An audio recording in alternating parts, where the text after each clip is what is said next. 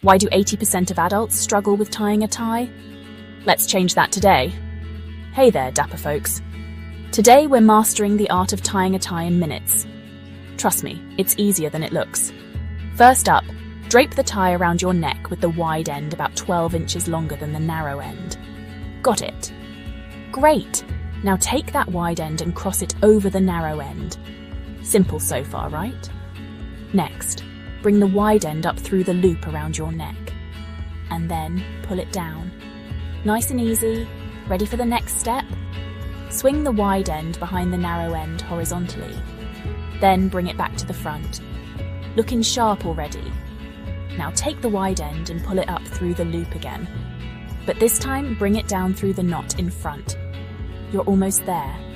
Finally, tighten that knot by holding the narrow end and sliding the knot up. Adjust the tie for comfort and style. And voila! You've just tied a tie. Remember, practice makes perfect. So give it a few tries and soon you'll be a tie-tying pro. Thanks for watching and stay classy. Don't forget to like, subscribe and share with your friends who need a little tie-tying love. Catch you next time.